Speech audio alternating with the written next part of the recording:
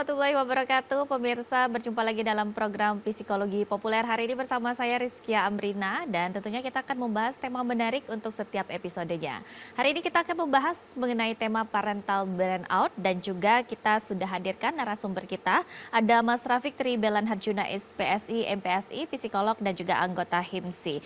Selamat apa kabarnya tentunya untuk Mas Rafiq yang sudah hadir hari ini, apa kabarnya? Baik, alhamdulillah. Baik. Terima kasih akhirnya bisa ketemu lagi ya. Iya, tentunya hadir lagi ya di TVRI Sumatera Selatan dalam Psikologi Populer tentunya. Dan hari ini tema kita menarik sekali ya, tentang parental burnout. Untuk Kiki sebagai yang belum menjadi ibu ini bisa dibilang masih sangat tabu dan masih sangat asing mengenai parental burnout ini. Mungkin sebelumnya boleh dijelaskan dulu dan banyak juga kali masyarakat dan juga pemirsa yang belum paham mengenai parental burnout ini seperti apa, silakan.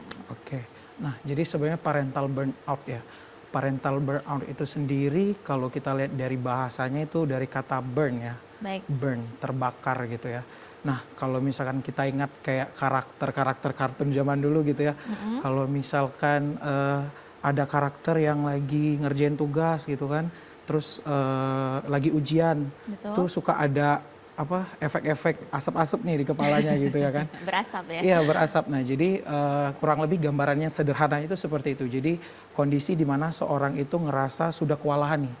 Overload terhadap tuntutan yang diberikan oleh lingkungannya gitu. Nah Baik. awalnya itu burnout ini itu ditemukan di ilmu keorganisasian awalnya. Pada Awalnya? karyawan-karyawan kantor. Oh baik. Oke, burnout itu. Nah, jadi di mana kondisinya waktu itu banyak karyawan yang ngerasa kok kinerjanya nurun gitu. Kok nggak ada motivasi untuk maju lagi gitu. Ngerasa Awalnya. lelah gitu. Ternyata ketika diteliti memang burnout ini tuh muncul ketika karyawan itu diberikan tugas yang lebih dari berat. kemampuannya gitu. Sehingga Lebih dia dari kemampuan. iya, dia merasa lelah secara psikologis gitu. Itu burnout. Baik, ini kalau kita lihat mungkin ini kan ada parentalnya ya, pastinya juga ada pola asuh ya bisa Iya, dibilang betul. ya. Ini kalau dibandingkan dengan kelelahan biasa itu ada perbedaannya atau mungkin sebenarnya memang juga jadi gabungan dari parental burnout ini seperti apa? Oke. Nah, jadi untuk parental burnout sendiri itu tadi akhirnya ada satu peneliti yang namanya itu yang menggagas parental burnout ini itu namanya Mikolasha dan Roskam tahun 2017. Jadi mereka nih ternyata nemuin nih gejala yang sama gitu kan. Kelelahan secara emosional yang terjadi pada orang-orang yang sedang mengasuh anak gitu. Nah, jadi bedanya dengan kelelahan biasa itu gimana gitu.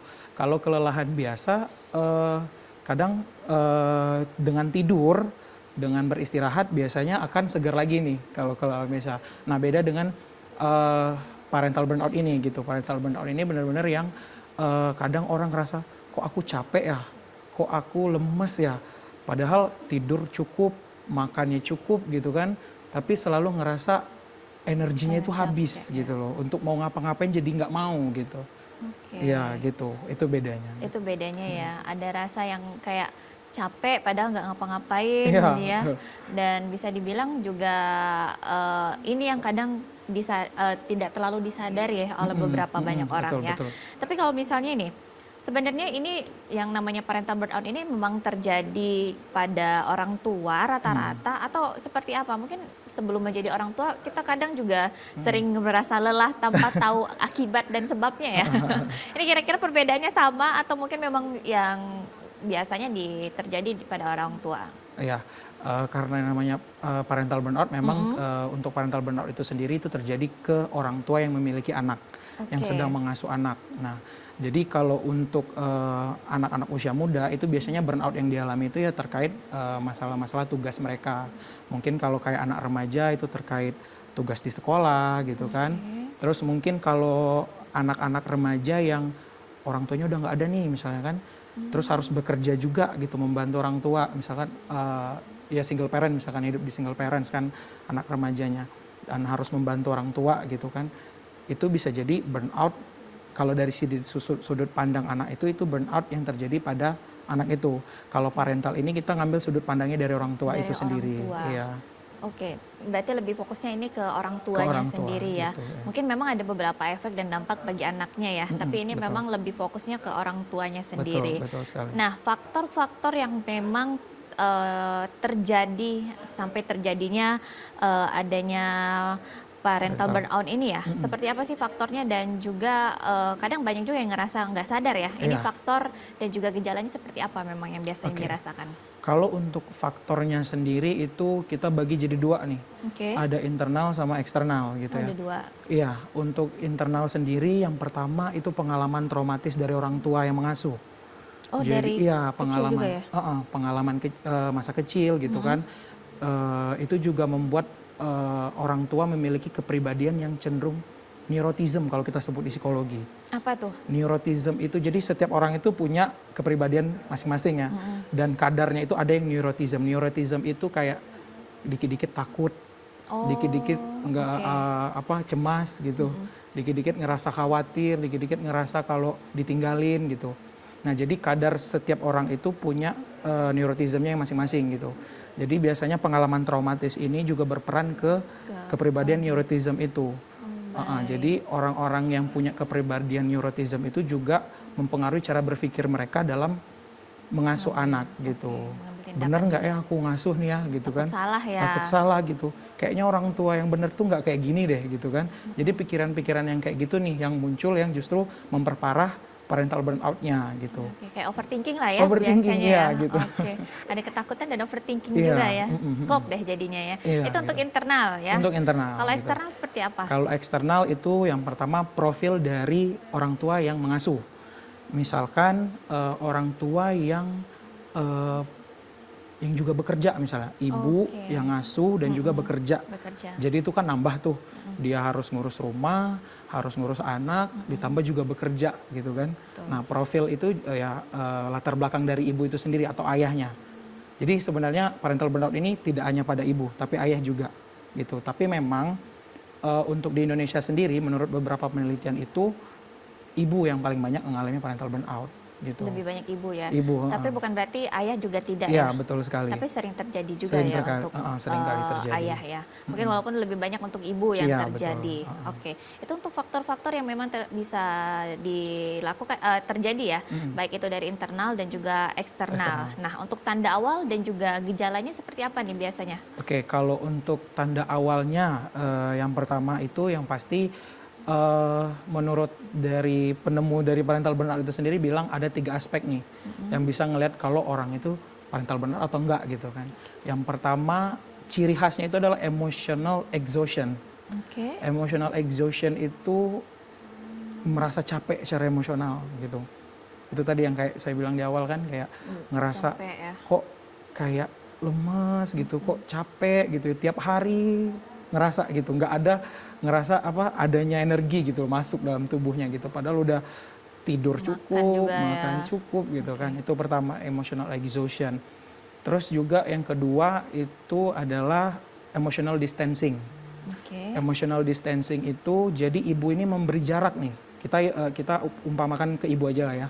Nah, ibu itu, memberi jarak nih ke anaknya, gitu. Karena dia ngerasa keganggu nih kalau anaknya, "Mama ngerengek," gitu kan. Oh. "Mama mau ini, papa mau ini," gitu kan.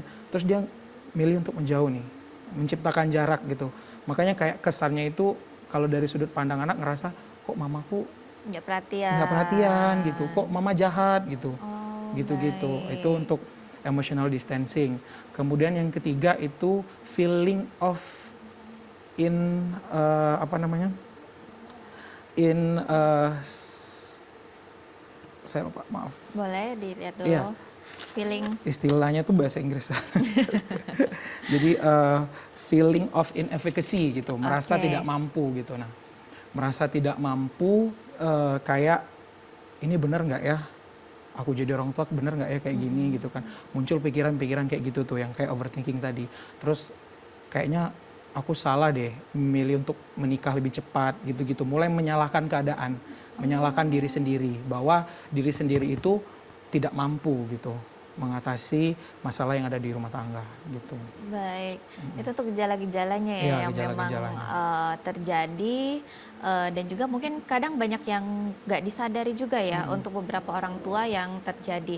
Ini mungkin kalau untuk antara ayah ataupun ibu ini biasanya gejalanya sama atau seperti apa nih? Ada perbedaan sedikit? Iya, kalau untuk gejalanya kurang lebih tuh sama ya, Mm-mm.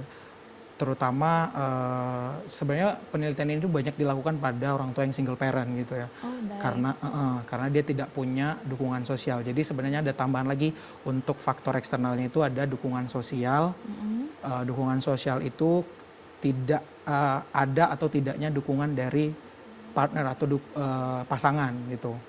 Nah itu juga mempengaruhi. Jadi untuk gejalanya itu hampir sama, 3 aspek itu yang dilihat gitu. Mungkin bedanya nanti kadarnya pada laki-laki mungkin, kadar untuk emotional distancing-nya lebih besar gitu. Karena kan laki-laki itu jarang ya membahasakan perasaannya gitu ya. Betul betul. Jadi mungkin lebih banyak larinya nanti ke menjauhi anaknya gitu kalau untuk laki-laki. Keluar juga banyak ya. Iya, kalau wanita kan lebih sering mencurahkan perasaannya, jadi mungkin lebih ke emotional exhaustion-nya gitu kan, kayak eee, ngungkapin kalau dia capek, marah, gitu-gitu. Tapi sebenarnya kalau kita ungkapin dengan ngomel, Mmm, marah, itu mhm. sebenarnya bisa mengurangi nggak sih? Atau bisa dibilang ya itu juga sudah apa ya, sudah cerminan setiap wanita ya? Iya, iya. Kira-kira seperti apa nih? Heeh, kalau misalkan untuk mengungkapkannya ke orang yang lain ya misalnya ya, Mhm. kayak sahabat gitu atau keluarga, itu justru mendapatkan dukungan. Oh betul. Jadi ada yang nampung nih emosinya, cuman Mhm. ketika itu ke anak gitu, posisinya ke anak, ke pengasuhan, itu Malah bahaya ya? malah bahaya gitu. Oke, malah Gitu. bahaya ya. Mhm. Walaupun memang kita harus ya meluapkan emosi Iya ya, nggak betul. boleh ditahan ya Iya kalau nggak kata boleh. kita ya, nggak boleh ditahan. Karena kita itu kayak gelas gitu kan ya, Mhm. gelas yang diisi dengan air gitu. Jadi kalau udah kepenuhan itu Iya, bisa bahaya juga, meluber kemana-mana gitu kan. Jadi harus betul. dibagiin, emosi harus dikeluarin gitu. Nah, ini yang bahayanya berpengaruhnya bagi anak-anak ya Iya terutama ya. betul. Tapi mungkin sebelum efeknya ke anak-anak, ini kalau misalnya terjadinya parental burnout ini efeknya juga antara hubungan kedua orang tua ayah dan ibu Mhm. ini juga berpengaruh atau seperti apa Iya biasanya? betul. Jadi ada dampaknya ini kan ketika orang mengalami parental burnout gitu. Mhm. Dampak yang pertama kalau pada dirinya tentu akan nantinya dampak jangka panjang mengarah ke gangguan-gangguan psikologis. Baik. Seperti kecemasan, depresi, stres akut gitu ya.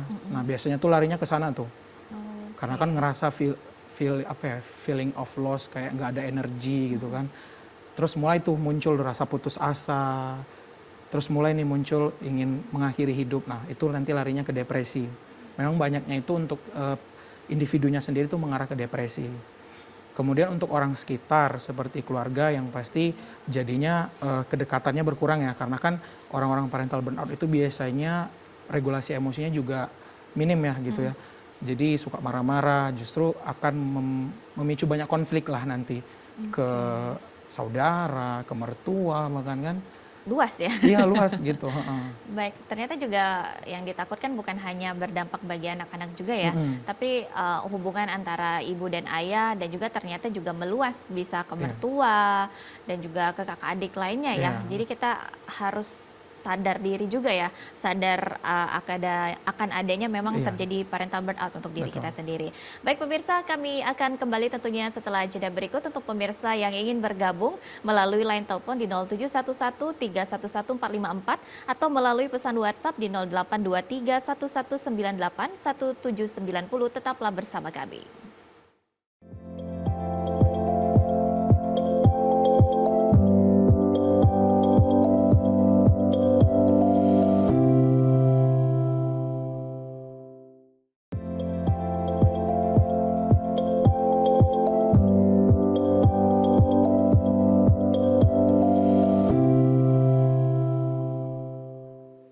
Terima kasih pemirsa Anda masih bersama kami dalam program Psikologi Populer dan tentunya kita masih membahas mengenai tema parental burnout dan juga kita masih bersama dengan narasumber kita Damas Rafiq Tribelan Harjuna SPSI, MPSI, tentunya psikolog dan juga anggota HIMSI. Dan untuk pemirsa yang ingin bergabung melalui line telepon di 0711 311 454 atau melalui pesan WhatsApp di 0823 1198 1790. Baik, ini sudah ada pertanyaan yang masuk melalui WhatsApp. Pertanyaannya dari Ibu Susi di Gandus, apakah dampak parental burnout ini terhadap hubungan anak dan orang tua serta apakah ini mempengaruhi juga hubungan antar lingkungan sekitar? Baik, terima kasih tentunya untuk Ibu Susi. Kalau tadi sebelumnya mungkin sudah sempat terjawab ya mengenai hubungan antar orang tua. Tapi kalau untuk anak-anak ini seperti apa? Silakan. Nah, jadi kalau untuk anak-anak sendiri itu karena anak yang ngerasa dampaknya gitu ya. Karena parental burnout ini biasanya identik dengan emosi yang meluap-luap gitu kan. Kalau anak ngelihatnya gitu, kok ibu sukanya marah-marah gitu ya. Kok ibu tuh kayak nggak sayang sama aku gitu. Kalau untuk dampaknya ya untuk anak-anak itu yang pasti adalah anak merasa tidak dicintai gitu. Anak tidak punya rasa aman. Jadi anak-anak akan mencari rasa amannya ke orang lain. Makanya kadang ada anak-anak yang udah SMP gitu kan, udah mulai paham nih tentang cinta-cintaan gitu. Karena dia ngerasa aman nih, oh ternyata ada nih orang yang sayang terhadap aku gitu. Selain orang tua aku gitu. Itu yang pertama, jadi kurangnya kasih sayang. Jadi anak akan mencari pelampiasannya itu di luar dari orang tua itu sendiri gitu. Bahaya ya. Bahayanya gitu. Untuk anak ya. Iya Baik. gitu. Mungkin ada efek lain juga nggak sih yang terjadi mungkin jadinya kurang dekat dengan anak yang kurang dekat dengan orang tua atau ada efek lainnya juga kalau tidak ditangani dengan baik untuk parental burnout ini? Nah, bisa jadi nanti itu kalau dampaknya terus jangka panjang gitu ya. Terus menerus itu bisa nanti kalau dari anak kecil kan, dari anak kecil itu pembentukan kepribadiannya itu di usia-usia remaja gitu kan. Nah jadi bisa jadi nanti manifestasinya ke depan itu mempunyai gangguan BPD gitu. Misalkan BPD itu borderline personality disorder kalau misalkan pernah dengar gitu kan. Dimana fluktuasi emosi yang nggak nentu, kadang suka marah, tiba-tiba senyum sendiri gitu kan, tiba-tiba pengen lari gitu kan, marah gitu, sedih gitu. Jadi terkait masalah emosinya, karena kan dari kecil masa perkembangannya itu regulasi emosinya tuh nggak terlatih gitu. Karena emosi itu sendiri dididik oleh seorang ibu biasanya gitu. Oh baik, pengaruhnya perannya luar biasa ya. Luar biasa gitu. Berarti jadi ibu ini perannya luar biasa untuk yang namanya mengasuh anak, tapi juga kalau kita salah juga cara mengasuhnya dan mungkin terlalu berat ya beban yang dipikul juga berpengaruh juga pastinya. Nanti kita bilangnya itu kayak ninggalin residu gitu, ninggalin bekas-bekas luka gitu sehingga nanti berdampak ke dewasanya. Baik, tapi ini kalau misalnya dari parental burnout ini juga terjadinya jangka panjang, mungkin banyak yang merasa dan tidak sadar ya ternyata juga mengalami gejala parental burnout ini terganggu juga nggak sih kesehatan mental sebagai orang tua dan juga pastinya berpengaruh juga ya perkembangan anak ya. Nah jadi untuk orang tua sendiri itu tadi ya kayak dampak jangka panjangnya bisa lari ke kecemasan, nanti gangguan kecemasan, terus lari ke depresi juga ya, stres akut gitu. Nah karena di parental burnout sendiri itu ada juga istilah yang namanya escape of ideation namanya. Jadi kayak lari berusaha untuk menghindari dari masalah gitu. Oh, masalah juga ya. Gitu. Jadi kayak kalau udah ngerasa penat banget gitu kan, udah ngerasa menumpuk gitu. Jadi orang tua bisa aja nanti muncul pikiran kalau apa dengan mengakhiri hidup bisa menyelesaikan semuanya gitu. Nah, itu udah mulai itu tegak nanti depresinya gitu. Itu yang bahaya ya. Iya, gitu. Karena kalau diagnosanya sudah sampai ingin mengakhiri hidup tuh udah hal yang paling ditakutkan ya. Iya, betul. Karena kita kadang masih yang menjadi masalah ini masih yang banyak menyepelekan ya masalah kesehatan mental ya. Ini jadi PR juga apalagi yang baru menjadi seorang ibu mungkin ya itu juga sudah terasa mungkin ya untuk parental burnout-nya sendiri. Dan juga selain tadi ya untuk anak kayak borderline personality disorder tadi ada juga kayak depresi juga bisa tuh anak. Karena kan terus nerima cacian atau marah dari ibu gitu-gitu kan. Depresi juga bisa. Ada juga istilah apa namanya tuh kepribadian yang nggak bisa lepas dari orang lain gitu, dependen. Oh, Jadi kalau oke. dia udah menemukan seorang yang buat dia nyaman nih, Mm-mm. dia nggak bisa lepas tuh dari orang yang buat dia nyaman. Kalau orang yang buat nyamannya baik, alhamdulillah baik Baik ya. ya, Kalau yang gitu. masalahnya ya, Tapi yang buat berbeda itu adalah ketika misalkan anggaplah misalkan yang jadi korban itu adalah seorang wanita ya, yang punya pasangan laki-laki. Nah, ketika laki-lakinya pergi ke kantor, dia cemas tuh di rumah. oh Sampai oke. separah itu kalau yang dependen. Ketergantungannya ya Iya, luar biasa gitu, ya. ketergantungan dengan Oke, pasangan gitu. Karena kan dari kecil memang tidak punya apa ya, nggak dapat rasa Rasa aman gitu aman. dari kecilnya gitu. Baik. Nah ini mungkin sebagai orang tua ada yang sudah menyadari mungkin ya adanya parental burnout ini ataupun mungkin yang belum sadar. Ini kalau misalnya kita memang sudah merasa ada gejala-gejalanya yang sudah disebutkan sebelumnya, ini sebaiknya kapan sih kita memang harus ke tenaga yang memang butuh bantuan Oke. dan juga nanti diagnosanya juga seperti apa, silakan. Oke. Nah, jadi untuk parental burnout sendiri itu tegak diagnosanya ketika 1 bulan terakhir itu orang tua ngerasa tadi yang 3 saya bilang, ada emotional exhaustion, lelah secara emosional gitu kan, Betul. ngerasa capek gitu kan, padahal nggak ngapa-ngapain, maksudnya tuh makan oke gitu kan, tidurnya cukup gitu kan, tapi ngerasa tiap hari tuh nggak punya energi dalam 1 bulan terakhir gitu. Oke. Heeh. Terus ada emotional exhaustion, terus ada yang escape emotional distancing.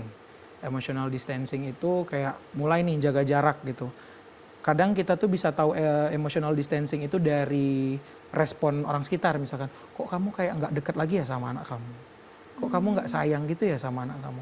Kok kamu jadi nggak ngurusin anak kamu ya?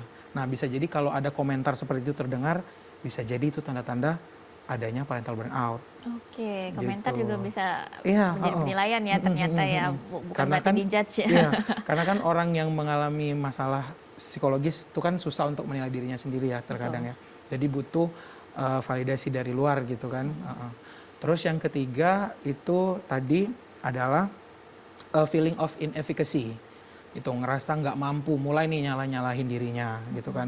Nyalahin pernikahan, Betul. nyalahin keputusan yang diambil salah gitu. Kok aku mau ya menikah terus punya anak gitu-gitu. Itu yang Jadi perasaan-perasaan seperti itu. perasaannya ya, yang perasaan seperti itu yang dikhawatirkan. Tapi mungkin berarti kalau misalnya memang sudah ada hal-hal yang apa ya, yang tadi mungkin lelah tapi perasaan sudah makan, sudah energi juga nggak terlalu banyak keluar ya.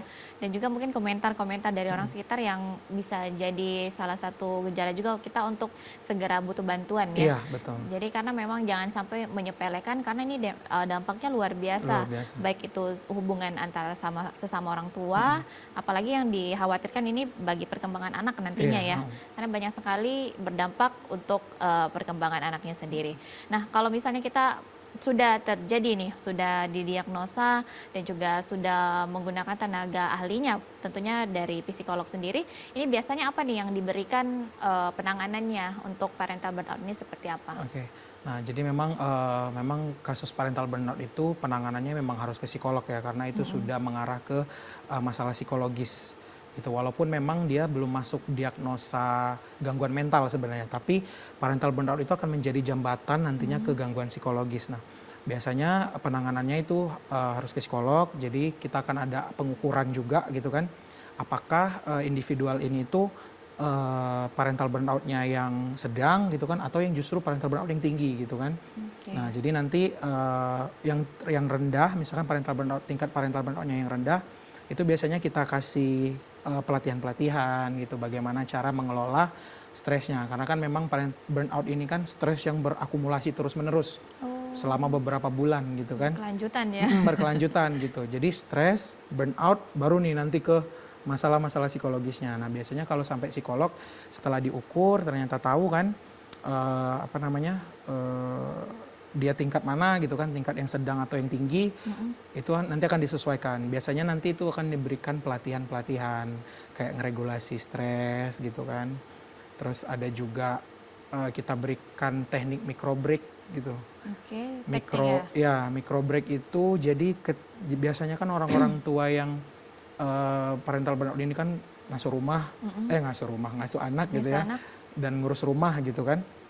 Nah, biasanya kita akan sediakan nih, misalkan ketika dia harus meniduri anak nih, jadi itu kan ada jeda waktu nih lumayan sekitar 15 menit atau sejam lah anak tidur.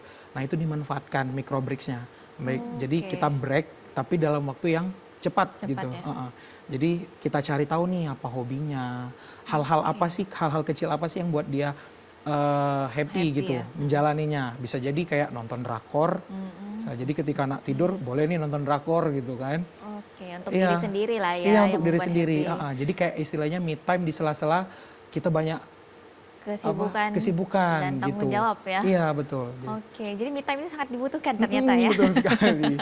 Terus juga misalkan ketika anak makan, kita boleh nih sempilin kita juga makan makanan yang kita sukain. Oke. Misalkan kayak suka apa misalnya buah semangka yang manis-manis gitu kan. Biasanya kan yang manis-manis Sebelah itu ya juga biasanya.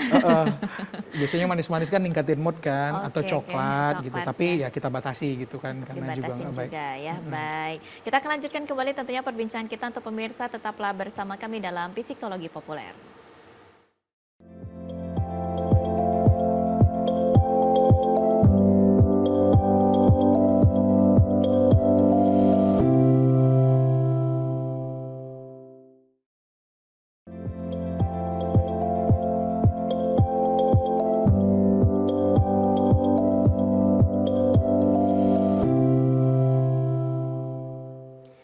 Pemirsa, Anda masih menyaksikan program Psikologi Populer dan tentunya kita masih membahas mengenai tema parental burnout, dan juga untuk pemirsa yang ingin bergabung melalui line telepon di 0711311454 atau melalui pesan WhatsApp di 082311981790.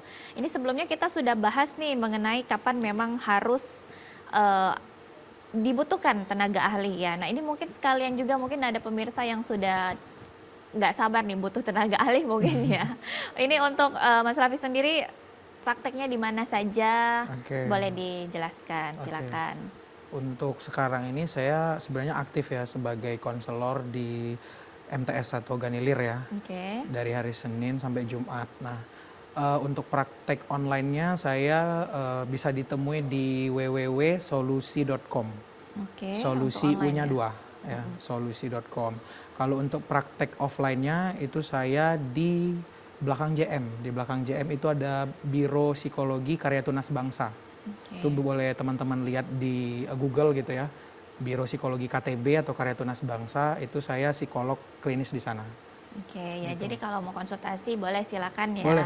Kebetulan saya juga cukup ahli di parental burnout karena dulu waktu penyelesaian kasus di sekolah di Medan dulu memang saya di parental burnout gitu permasalahannya spesifiknya. Spesifiknya ya, parental burnout ya, apalagi sesuai dengan tema kita hari ini ya. Jadi yang ingin berkonsultasi boleh silakan, apalagi tadi mungkin merasa gejala-gejala dan yang sudah dijelaskan ternyata oh sama ya. Boleh silakan langsung menghubungi Mas Rafiq ya, dan kita juga harapkan banyak yang lebih sadar akan kesehatan mental ya, apalagi ini salah satunya parental burnout. Jadi karena dampaknya luar biasa ini bagi keluarga, bagi anak-anak juga kita ya nantinya ke depannya. Dan kita lanjutkan kembali tentunya tema kita hari ini ya. Kalau kita lihat kan sekarang tuh mungkin di zaman modern ya, semua media sosial ya. Ada bisa dibilang standar hidup TikTok, standar ini, standar hubungan itu. Dan mungkin ada juga kadang orang melihat standar orang tua yang baik. Ini kan jadi apa ya, jadi dampak juga bagi anak-anak ya. Kenapa orang tua saya nggak seperti itu? Kenapa beda? Ini kan juga menjadi salah satu apa ya, risiko juga ya adanya rasa keperbedaan ya bagi anak-anak. Ini ada pengaruh juga bagi apalagi untuk orang tua yang mungkin aktif juga sebagai pekerja di media sosial juga, berpengaruh juga nggak sih sama parental burnout ini seperti apa? Silakan. Nah, jadi seperti yang saya jelaskan di awal tadi kan ada faktor internal gitu ya. Faktor internal itu adalah bagaimana cara berpikir seseorang gitu juga mempengaruhi bagaimana parental burnout ini berkembang gitu kan. Nah, cara berpikir ini tentu dibentuk dari budaya, peristiwa hidup, pengalaman traumatis, bahkan sosial media juga bisa itu berpengaruh. Jadi seperti misalkan eh, orang tua yang ngelihat di TikTok misalnya gitu kan, oh ternyata orang tua yang sempurna itu harus gini nih gitu kan, anaknya harus 3 nih gitu kan misalnya kan, anaknya harus 3 terus bisa ngurus semuanya gitu, terus masalah anak beres, masalah dapur beres gitu. Suami dateng gitu kan, semuanya udah tinggal di-serve aja gitu, dihidangkan gitu-gitu. Nah kadang itu juga yang bisa jadi faktor gitu ya. Jadi kayak menyumbang nih. Oh, berarti dia mikir nanti kan yang nyaksiin, oh, berarti orang tua yang hebat itu adalah orang tua yang punya anak 3 gitu kan. Padahal dia nggak tahu nih realitanya dalam Iya, menghadapi. Bisa seperti jadi apa ya. sosial media yang ditampilkan itu yang baik-baiknya aja gitu kan. Justru yang hal buruknya nggak ditayangkan Iya, gitu kan. nggak dipublish ya. Iya gitu. Nah jadi memang pengaruh sosial media juga pasti mempengaruhi cara berpikir kita terkait pengasuhan itu sendiri gitu kan. Jadi orang mikirnya, oh gini ya yang sempurna ya, oh berarti aku nggak sempurna, mulai tuh kayak overthinkingnya muncul lagi gitu kan. Oh berarti aku orang tua yang nggak sempurna gitu. Nah itu juga menjadi faktor penyebabnya juga gitu. Banyak ya penyebabnya, apalagi sekarang tuh mungkin di media sosial itu kadang jadi salah satu apa ya penilaian bagi banyak orang juga Iya ya, betul. kenapa berbeda, saya nggak bisa seperti itu ya. Ini juga kita harapkan jangan sampai apa ya, untuk orang tua juga harus tadi ya cepat sadar juga ya kalau memang terjadinya parenting burnout ini, dan bisa segera ditangani pastinya. Nah kalau kita lebih awamnya mungkin banyak yang kayak saya sih, pastinya tadi masih belum terlalu tahu ya parental burnout. Tapi lebih sering mendengar istilah baby blues ya. Oh oke. Biasanya kan seperti itu. Itu sebenarnya sama aja nggak sih, atau memang beda atau gimana nih? Oke.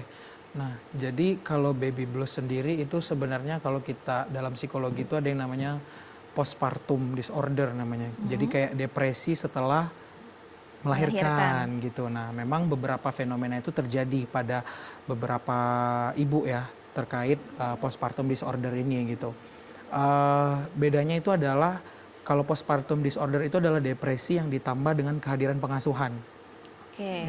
Jadi kayak depresinya, jadi ada rasa putus asa, rasa ingin bunuh diri, maaf, keinginan bunuh dirinya muncul karena nggak kuat punya anak gitu. Kadang itu sampai apa namanya ya, sampai membahayakan diri lah gitu, postpartum disorder itu, depresi atau baby blues itu. Nah bedanya sama parental burnout itu sedikit lebih ringan dari itu gitu, sebelum dari gangguan itu gitu. Oke. Jadi kayak itu tadi yang saya bilang kan, kayak dia tuh jembatan nih dari yang stres, overwhelm, nanti kan overthinking, terus barulah muncul parental burnout. Itu udah mulai draining, energinya udah mulai turun, nggak ada semangat hidup gitu kan. Kalau misalkan energi yang habis karena burnout, parental burnout ini terus terjadi, barulah nanti bisa ke depresi gitu. Kalau postpartum disorder dia biasanya munculnya ketika melahirkan. Oh, oke. Itu kalau parental burnout ini tuh setelah mengurus anaknya. Setelah mengurusnya Iya, ya. setelah melahirkan terus ngurus anaknya. Oke, karena kita lebih untuk terutama mungkin anak muda lebih awamnya mendengarnya baby blues ya. Iya, iya, iya. Kadang di media sosial juga sudah banyak yang berseliweran ya mengenai itu. Tapi ternyata ada perbedaan ya, sedikit perbedaan ya. Untuk kasusnya pun baby blues tuh sebenarnya cukup jarang gitu, tapi memang yang paling banyak itu di parental burnout-nya itu. Gitu. Oke, oh jarang ya malah baby blues ya. Baby blues itu cukup bisa dibilang sih, karena saya juga pernah praktek kan di rumah sakit jiwa, itu cukup jarang sih gitu. Oh cukup jarang ya ternyata ya. Nah tapi kan kadang karakter orang tua ini kan berbeda-beda ya. Mungkin ada yang penyabar, tapi mungkin ada yang emosian ya. Karena berbeda-beda ini pasti ada karakter yang memang rentan gak sih terjadinya parental burnout ini, atau mungkin sebenarnya mau karakter apa aja ya bisa terjadi untuk parental burnout ini. Nah, itu tadi menurut beberapa penelitian itu ada memang orang-orang yang rentan gitu, orang-orang yang rentan. Jadi seperti yang di awal tadi kan, orang-orang yang rentan ini adalah yang tadi kepribadiannya, kepribadian yang cenderung neurotism. Jadi sebenarnya kepribadian itu ada 5 tuh kan. Bagaimana kita terbuka sama orang, bagaimana kita menerima orang lain. Nah ada yang namanya neurotism gitu kan. Banyak khawatirnya, banyak cemasnya. Nah itu biasanya dipengaruhi oleh pengalaman masa lalu gitu ya, kayak pengalaman traumatis atau apa gitu kan. Nah, jadi orang-orang yang punya kepribadian neuroticism itu lebih dominan, itu akan menyumbang parental burnout itu sendiri gitu. Jadi Menyumbang ya malah ya. untuk melihat kepribadian yang cenderung neuroticism itu ada pengukurannya juga gitu. Oke, ada pengukurannya Ada juga ya pengukurannya ternyata. juga. Tapi mungkin faktor selain mungkin tadi faktor eksternal ya, ini kan kadang kita juga menganggap faktor ekonomi juga menjadi pemicu ya kadang ya untuk keharmonisan baik itu rumah tangga ataupun mungkin yang lainnya lah ya. Ini kira-kira ekonomi juga jadi salah satu faktor ya parental burnout ini nggak sih? Iya. Nah, memang untuk faktor ekonomi itu banyak sekali memang penelitian yang menjelaskan bahwa ternyata memang individu atau orang-orang dengan sosial ekonomi, kita nyebutnya sosial ekonomi. Jadi di psikologi itu juga nggak lihat sisi psikologisnya gitu kan, tapi kita juga lihat latar belakangnya atau riwayat kehidupannya. Memang ketika dilihat tuh pasti kalau di laporan psikologi itu ada yang namanya apa ya, status apa ya, ekonomi gitu kan, menengah atas, menengah bawah gitu. Nah, memang beberapa penelitian itu menjelaskan bahwa sosial ekonomi yang menengah ke bawah itu memang rentan akan resiko-resiko psikologis gitu. Karena kan mereka harus memenuhi kehidupannya, tapi sumber daya ya ekonomi itu nggak ada gitu. Dan itu jadi tuntutan juga yang lebih besar gitu ke orang tersebut gitu. Oke, double ya jadinya Iya ya. ya. Dan juga berpengaruh eksternal itu luar biasa banyaknya ya. Mungkin selain juga ekonomi, kadang juga beberapa komentar juga kadang menjadi apa ya, jadi kepikiran ya. Padahal sebenarnya kita nggak terlalu gimana-gimana. Jadi karena komentar jadi kepikiran juga. Iya, Dan betul. juga ekonomi ini ternyata ya berpengaruh, Berpengaruh juga ya juga. pastinya untuk Kita parental nggak burnout. bisa memungkiri itu. Iya, betul sekali. Baik pemirsa, tentunya kami akan kembali setelah jeda berikut. Tetaplah bersama kami.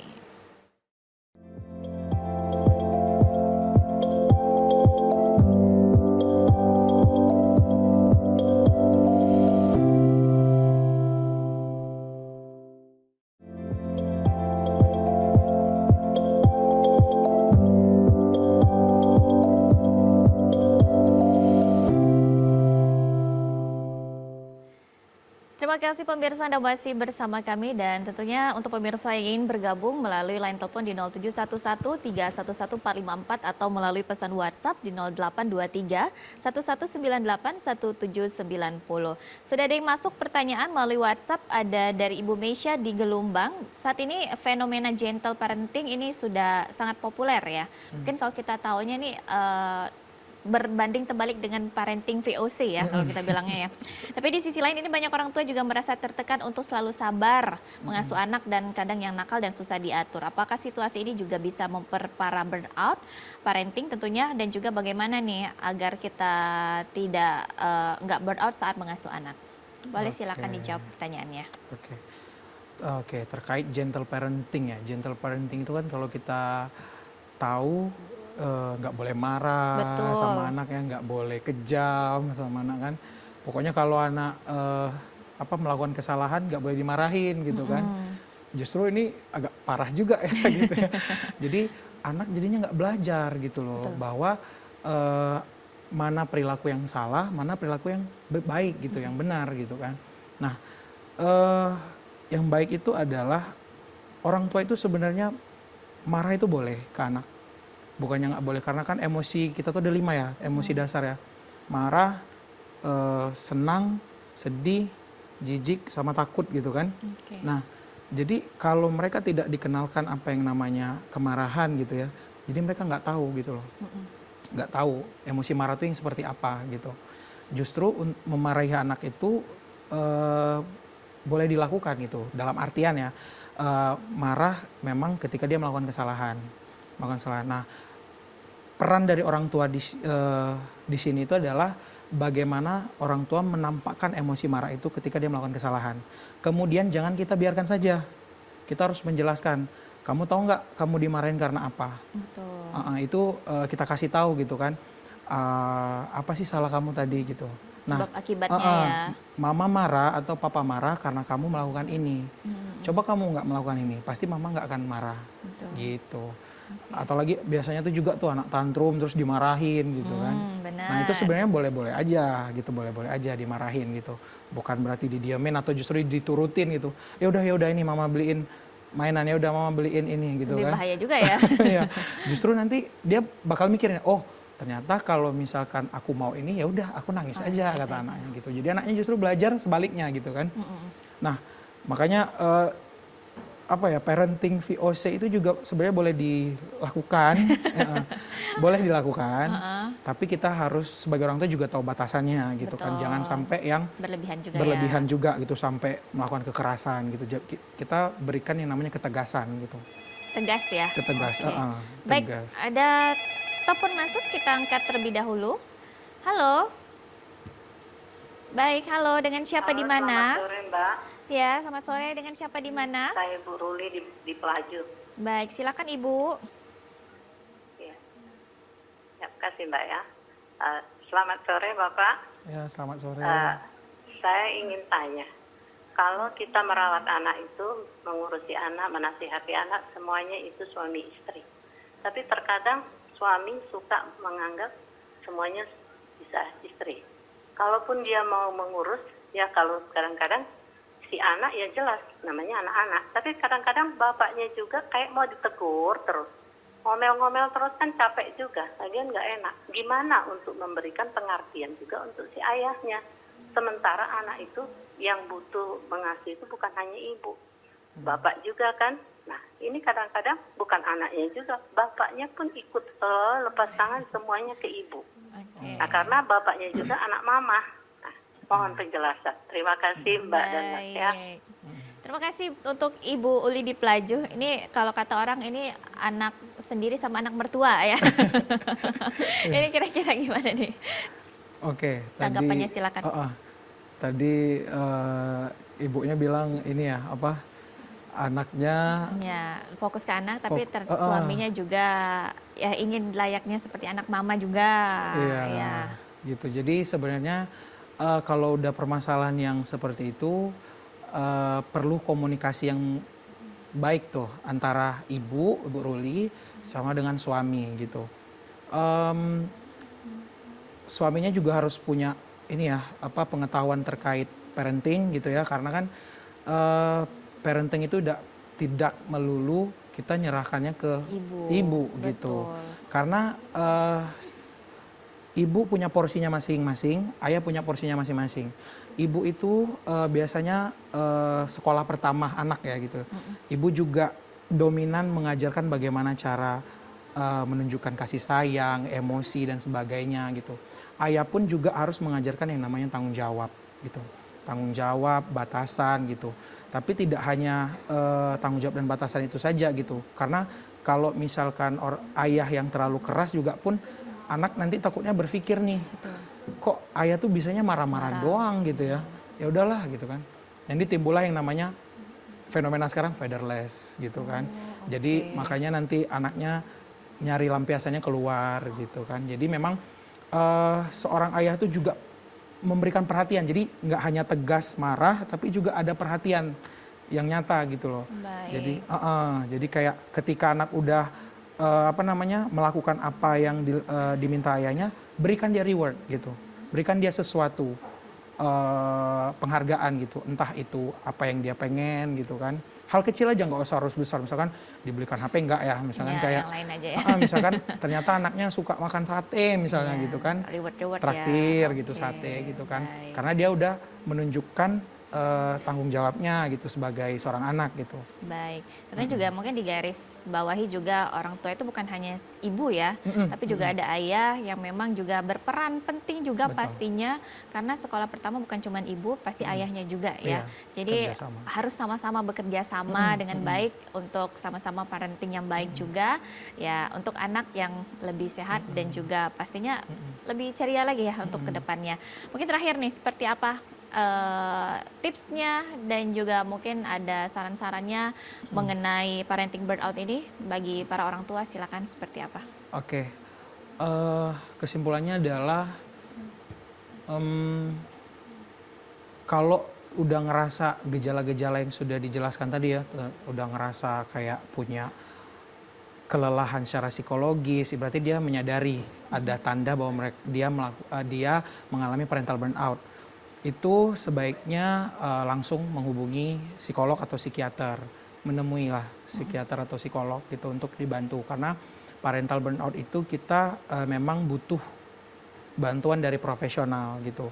Beda ketika hanya stres biasa gitu kan. Kalau stres biasa kan kita ada masalah kita bisa nyelesain gitu, ada masalah nyelesain. Tapi ini kalau parental burnout sendiri itu kita itu udah nggak ada kekuatan buat nyelesain karena udah capek secara psikologis gitu kan. Jadi bantuan psikolog, psikiater itu sangat dibutuhkan.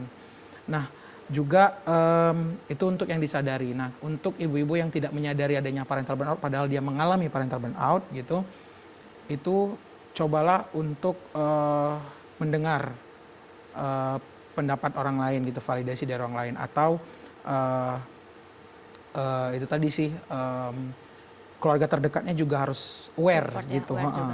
Jadi harus aware gitu. Jadi suaminya atau saudaranya juga harus bisa nih membawakan yang mengalami parental burnout ke bantuan profesional. Baik, karena ini yang ditakutkan karena tidak orang tua yang tidak menyadari ya terjadinya parenting burnout, dan juga diharapkan dari yang kita jelaskan hari ini mungkin lebih banyak lagi orang tua yang memang sudah lebih peka ya terhadap parental burnout ini seperti apa, dan juga kalau memang sudah merasa sangat butuh bantuan ya pastinya sudah sangat bisa ke psikolog ataupun juga psikiater ya, karena ini luar biasa dampaknya bagi hubungan antara orang tua dan juga bagi hubungan anak-anak ya, apalagi ya ini karena sangat berkaitan sekali dengan tumbuh kembang anak dan juga emosional anak ya tentunya ya. Terima kasih tentunya untuk Mas Rafiq Tribalan Harjuna, SPSI, MPSI dari psikolog dan juga anggota HIMSI sudah hadir hari ini. Kita sudah membahas mengenai tema parental burnout yang luar biasa hari ini. Terima kasih, sukses selalu tentunya ya. Dan saudara, demikianlah Psikologi Populer kali ini. Akhir kata saya Rizkia Amrina,